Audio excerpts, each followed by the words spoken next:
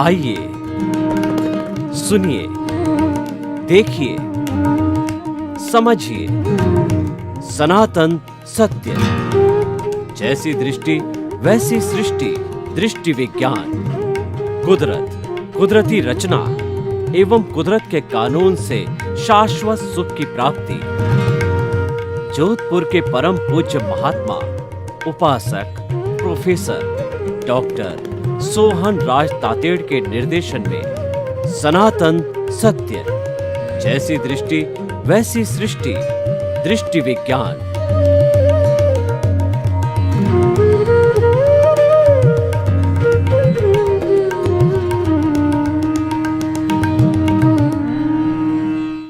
भाइयों और बहनों, मातृशक्ति को नमन।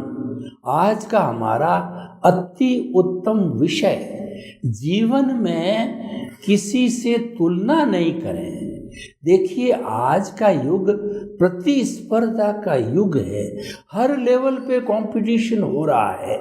चाहे आप शिक्षा का जगत देखें, व्यापार का जगत देखें, खेलों का जगत देखें और फिल्म इंडस्ट्री का जगत देखें, हर जगत में आज कंपटीशन चरम सीमा पर चल रहा है। हर व्यक्ति चाहता है कि मैं दुनिया का नंबर 1 व्यक्ति बनूं और कंपटीशन इस कदर पहुंच गया है कि 2 सगे भाई है।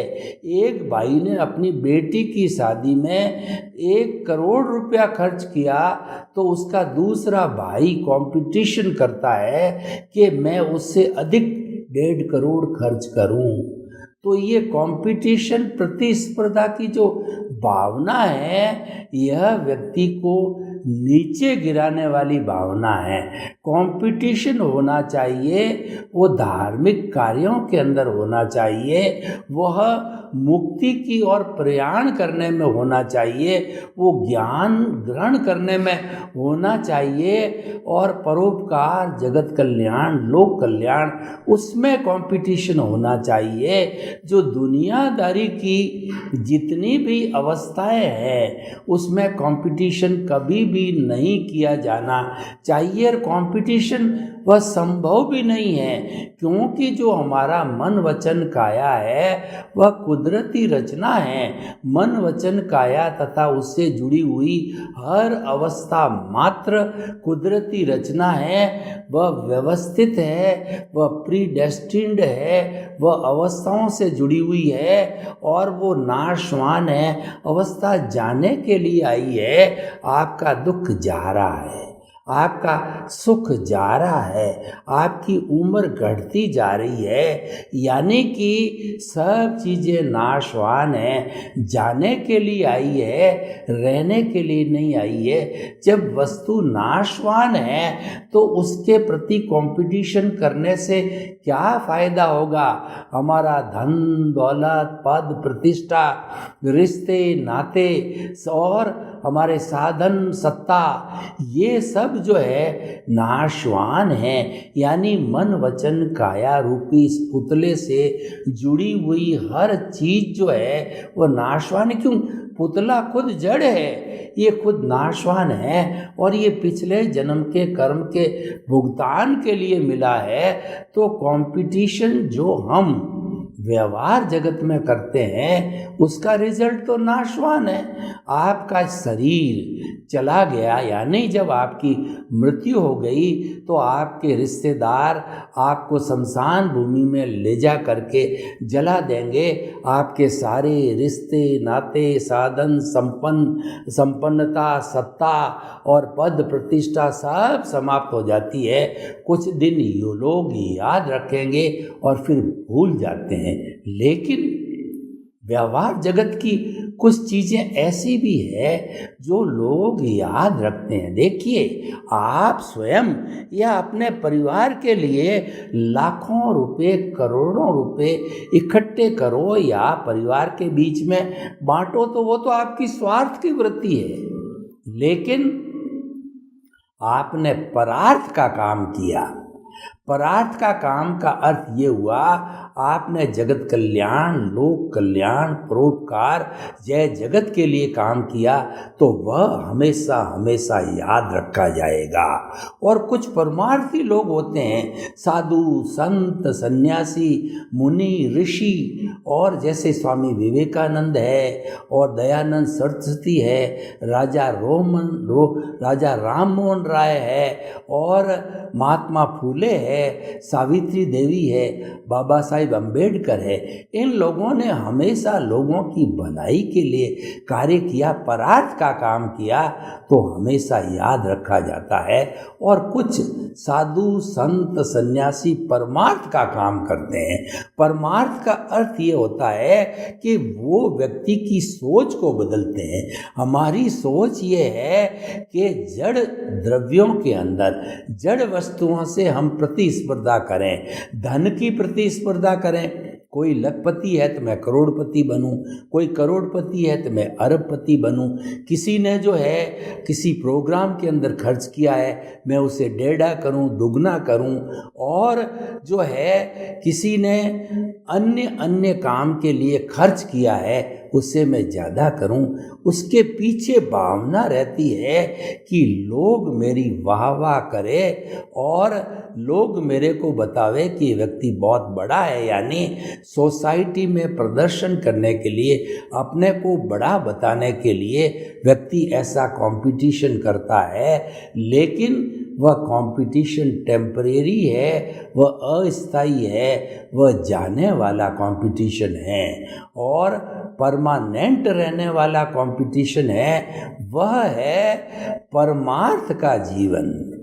वो मुख्य बात पे मैं आता हूँ कि कंपटीशन जो है ना, हम कहाँ पर करें। कंपटीशन जो है हम हमारी दृष्टि को बदलने में करें।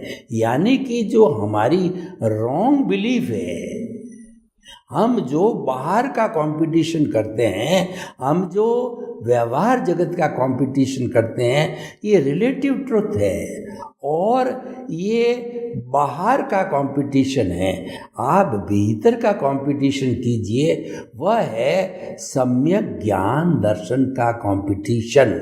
और बाहर का जो कंपटीशन है वो मिथ्या ज्ञान, मिथ्या दर्शन का कंपटीशन है, प्रदर्शन का कंपटीशन है, वो मैं और मेरा का कंपटीशन है। इसीलिए कहा गया है I plus my is equal to bonded soul. आपकी प्योर सोल जो भीतर विराजमान है, शुद्ध आत्मा स्वरूप है, उसके साथ में मैं और मेरा जुड़ गया।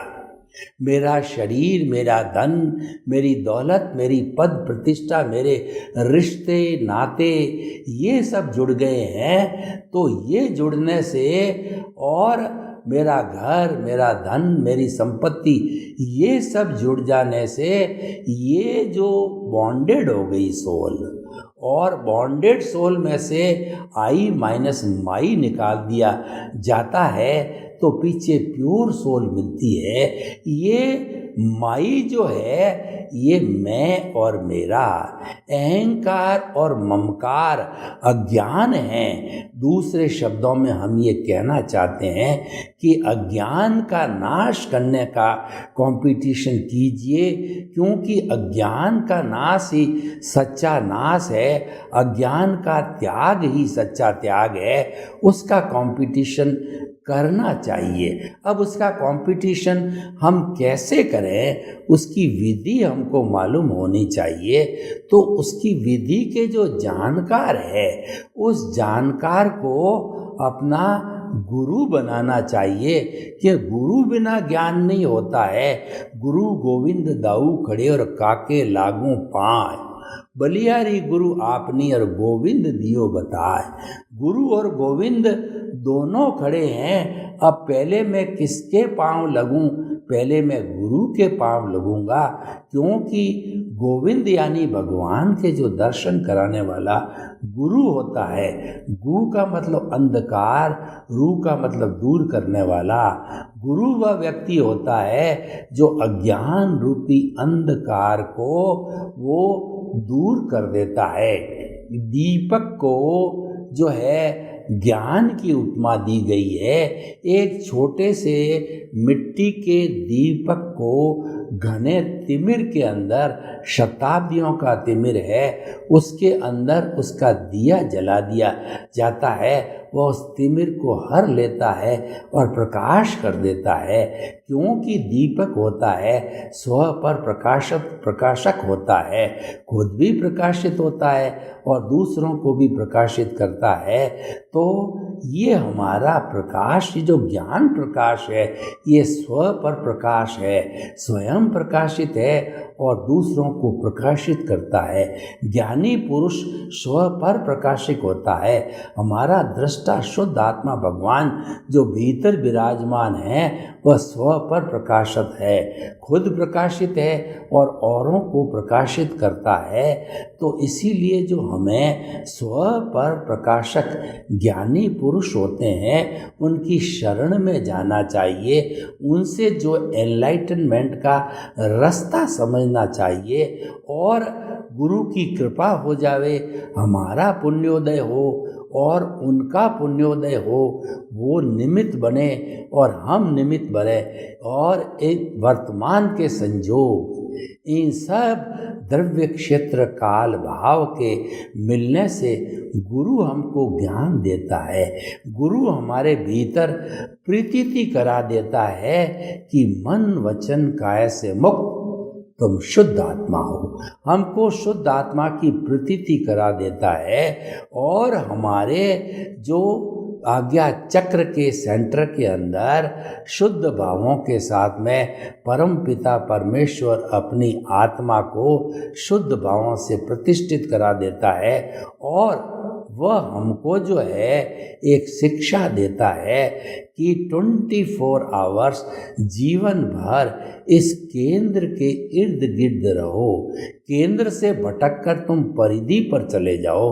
परिधि है मैं और मेरा, अहंकार और ममकार, परिधि अज्ञान है, परिधि जड़ है, परिधि धन दौलत साधन सत्ता संपत्ति पद प्रतिष्ठा से जुड़ी हुई है। हम जब भटक करके और उसके साथ तन्मयाकार हो जाते हैं तो ऐसी स्थिति के अंदर हम मिथ्या ज्ञान मिथ्या दर्शन को प्राप्त कर लेते हैं। लेकिन क्योंकि गुरु ने हमको गोविंद के दर्शन करा दिए, यानी हमारे को आत्मा का स्पर्श करा दिया, हमको सम्यक दर्शन करा दिया, तो सम्यक दर्शन कराने के साथ साथ हमारे भीतर शुद्ध आत्मा परम पिता परमेश्वर की जो भाव सत्ता है, जिसको कि प्रज्ञा कहते हैं, वह जागृत हो जाती है। क्योंकि मूल आत्मा तो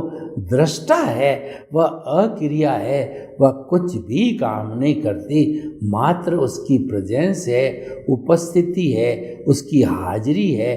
क्योंकि उसकी हाजिरी के बिना तो हम मुर्दे बन जाते हैं।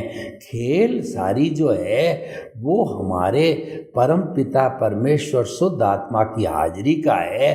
तो उनकी हाजिरी होने से मैं हाथ हिला रहा हूँ, मैं प्रवचन देता हूँ, मैं आँखें टिमटिमाता हूँ और मैं हिल रहा हूँ। वो नहीं है तो कुछ भी नहीं है। मैं एक उदाहरण देना चाहता हूँ।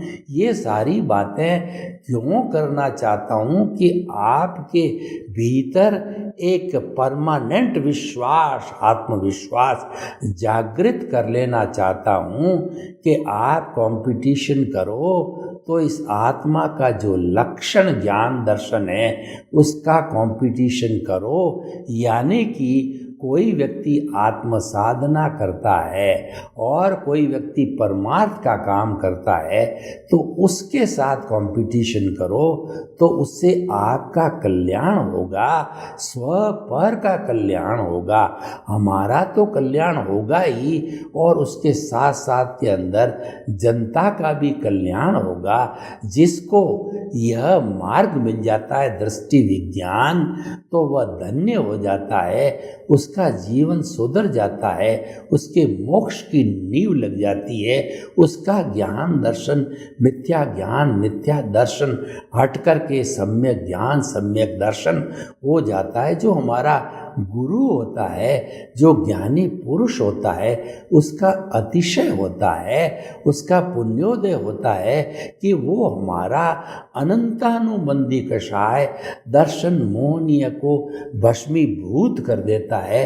और दर्शन मोहनीय को जब उसकी थैली को, जहर की थैली को बाहर फेंकता है, कैसे फेंकता है, मैं आपको उदाहरण देता हूँ कि ये पुंगी बजाने वाले कालबेलिए होते हैं। तो ये कालबेलिए पुंगी बजाते हैं तो बड़े बड़े नाग जो है उसकी मधुर ध्वनि से नाचते हुए जहाँ से पुंगी की आवाज़ आ रही है वहाँ उसके सामने चले जाते हैं।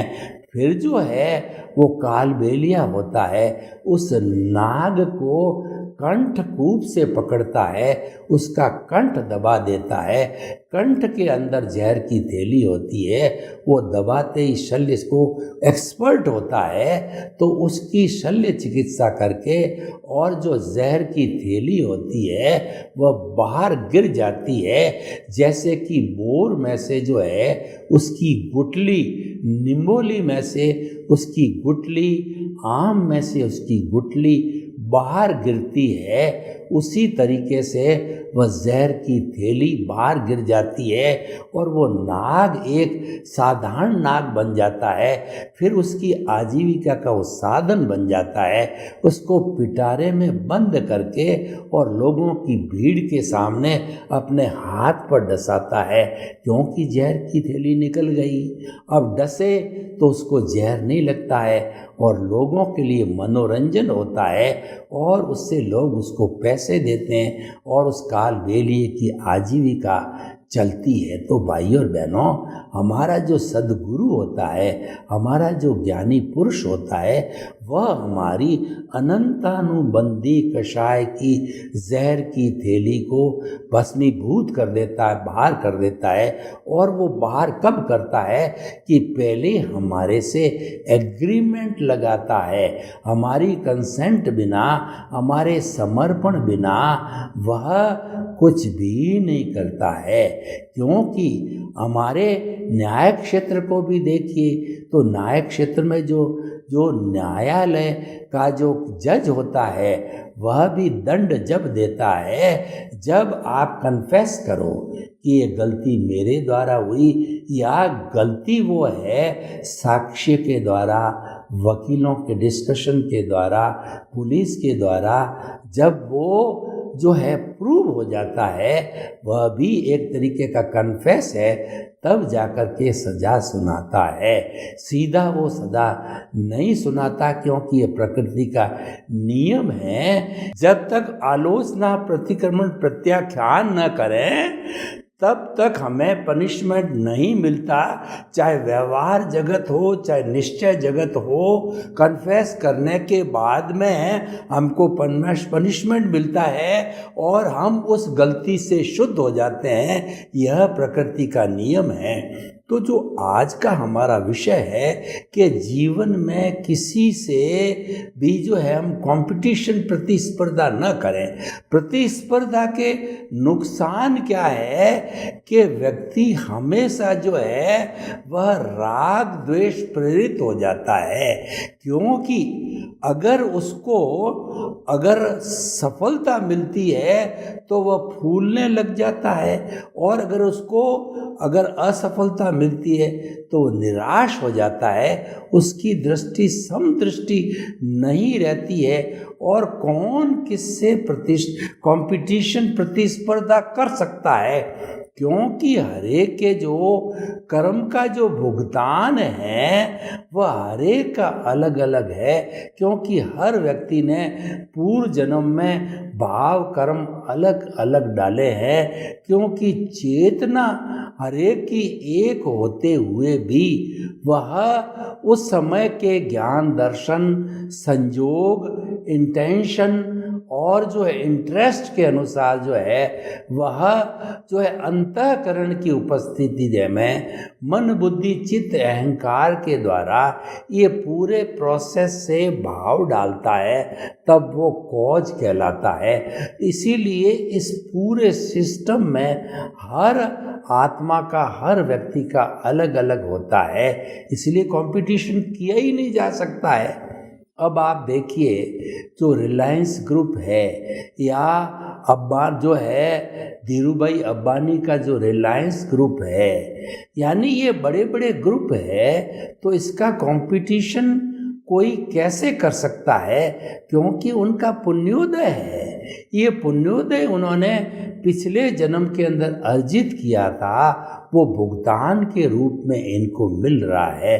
तो ये तो सारा जो है ऑलरेडी प्री डेस्टिन्ड है, यह व्यवस्थित है, तो उसमें कंपटीशन हो ही नहीं सकता। लेकिन जो हमारा भाव जगत है, जो हमारा परमार्थ का संसार है, जो हमारी आत्मा का संसार है, जो प्रज्ञा का संसार है, उसमें हम स्वतंत्र है। उस पर न तो कुदरत का कानून चलता है और न कुदरत का संचालन उस पर चलता है। उस पर कुदरत का कोई भी हुक्म और कोई भी आदेश नहीं चलता। यानी कि हमारी आत्मा का जो भाव तंत्र है, जो भाव सत्ता है, वह बिल्कुल स्वतंत्र है। वो अपने में महाराजा है, उस पर किसी का कानून नहीं चलता है। तो भाव तंत्र हम कैसा डालते हैं, ये मुख्य बात होती है। हमें प्रतिष्ठा उसकी करनी चाहिए। भाव तंत्र के अंदर जो हमारा दृष्टा है, आत्मा है, उसकी हाजिरी होती है। और आत्मा क्या है? आत्मा तो ज्ञान दर्शन वाली है। उपयोग लक्षणो जीव, आत्मा का लक्षण उपयोग है। उपयोग को ज्ञान दर्शन कहते हैं। यानी कि व्यक्ति एक शरीर छोड़ करके दूसरे शरीर को धारण करता है, तो उसमें यही आत्मा साथ में रहती। आत्मा हर जन्म में हर शरीर के साथ, उस व्यक्ति के हर शरीर के साथ में रहती है। उसकी जो प्रेजेंस है वो कंपल्सरी है, मैंडेटरी है। उसकी प्रेजेंस के बिना तो ये शरीर काम करेगा ही नहीं, ये तो मुर्दा रहेगा। तो उसकी प्रेजेंस तो रहती है। वो दृष्टा है, वह प्रकाशक है, वह स्व पर प्रकाशक दोनों हैं। वो दृष्टि को प्रकाशित करता है। उस दृष्टि से हम देखते हैं। एक तो हमारी बाहर की दृष्टि होती है, उससे हम दृश्य देखते हैं। एक भीतर की दृष्टि होती है, वो ज्ञान की दृष्टि होती है।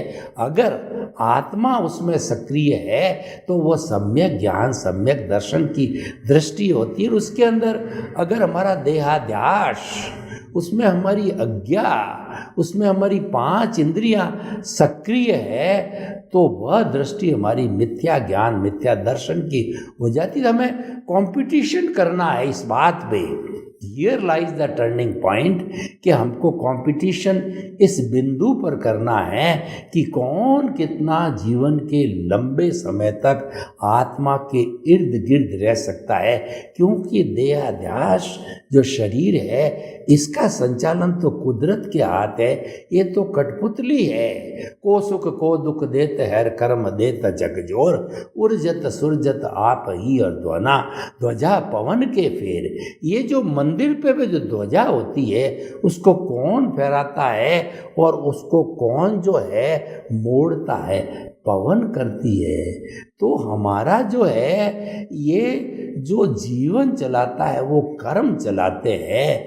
इसीलिए कर्म जो है प्रमुख है, वो हमारा द्रव्य कर्म है और उसका संचालन कुदरत के हाथ में होता है। हमारी मृत्यु होते ही जो हमारी कॉजल बॉडी रूपी आंसर शीट होती है, वह कुदरत के पास चली जाती है। वह जो उस कुदरत के पास में जो है बहुत बड़ा जो है रिकॉर्ड होता है, उसके अंदर चली जाती है। और जो हमारा जो बीज पड़ते हैं हमारे भीतर, वो होते हैं स्पीच और एक्शन के बीज। उससे द्रव्य मन बनता है।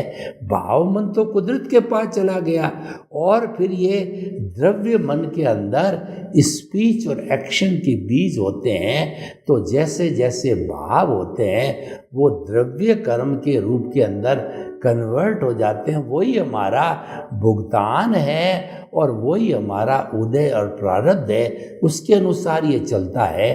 तो उसका कंपटीशन हम कैसे कर सकते हैं? ये तो रिलेटिव पुरुषार्थ है। आप अपनी संतुष्टि अवश्य कर लो कि मैंने बड़े भाई के साथ में कंपटीशन किया, मैंने जो है फलां के साथ में कंपटीशन किया। अब हार जीत तो प्रीडेस्टिन्ड है, वो तो ऑलरेडी जो है वो आपकी हार जीत तय होकर के आती है। तो वो तो होगा वही जो मंजूर खुदा होता है। वास्तव के अंदर सब कुछ करने के बाद में वही होता है जो हम साथ में लेकर के आए हैं, फिल्म में लेकर के आए हैं। तो हम ये कहना चाहते हैं कि आप कंपटीशन करो तो जो है वो परमार्थ के जीवन में कंपटीशन करो, परार्थ के जीवन में कंपटीशन करो। और हमारा मन वचन काया का व्यवहार जगत है, उसमें कंपटीशन करके दुखी मत बनो। सर्वे भवन्तु सुखिनः, सर्वे सन्तु निरामया। लोक के जीवों को सुख मिले, शांति मिले, आनंद मिले, प्रेम मिले, सौहार्द मिले और सब सुख शांति के साथ में मुक्ति को प्राप्त हो। आपके प्रति शुभ भावना। ओम अरहम।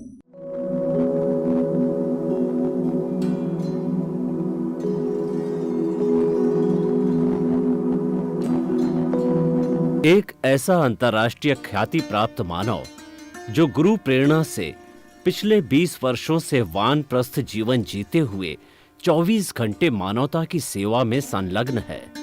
एक ऐसा मानव जो अभी राष्ट्रीय, अंतर्राष्ट्रीय टीवी चैनलों पर 7,500 एपिसोड के माध्यम से सनातन सत्य, आत्मविज्ञान एवं पुनरुत्थान, व्यवहार एवं निश्चय जगत के जीवनोपयोगी विषयों पर हृदय स्पर्शी प्रवचन कर चुका है।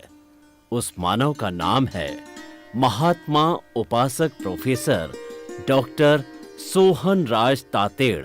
प्रोफेसर तातेड़ द्वारा योग, दर्शन, शिक्षा विषयों पर रचित पीएचडी स्तर के 250 शोध ग्रंथ भारत के 100 प्रतिष्ठित विश्वविद्यालयों में शोधार्थी पढ़ रहे हैं तथा वे सभी शोध ग्रंथ वहां की सेंट्रल लाइब्रेरियों में उपलब्ध हैं। महात्मा सोहन राज ने अभी तक हजारों स्कूलों, कॉलेजों, विश्वविद्यालयों एवं संस्थाओं में सेमिनार, वर्कशॉप, कैंप लगाकर लाखों विद्यार्थियों को योग, दर्शन, शिक्षा का प्रशिक्षण देकर उन्हें सुसंस्कारित किया। डॉक्टर तातेड़ ने भारतीय संस्कृति उत्थान के 4000 से अधिक समसामयिक विषयों पर आर्टिकल लिखकर ऑनलाइन जर्नल, पत्रिकाओं, वेबसाइट्स पर प्रकाशित किया, जिसका उपयोग लाखों पाठक कर रहे हैं। उपासक तातेड़ के 5000 से अधिक आज का सुविचार, आज का शुभ संदेश, आज का मंगल भावना योग आदि चिंतन websites, Twitter, blogger, Facebook, YouTube माध्यमों से लाखों लोग अपना जीवन निर्माण कर रहे हैं। मानवता के मसीहा ऐसे महामानव महात्मा सोहन राज तातेड़ के प्रोफाइल को अभी तक विश्व के 20 लाख दर्शक यूट्यूब पर, 12 लाख गूगल पर एवं लाखों दर्शक फेसबुक, ब्लॉगर, ट्विटर और इंस्टाग्राम पर देख चुके हैं।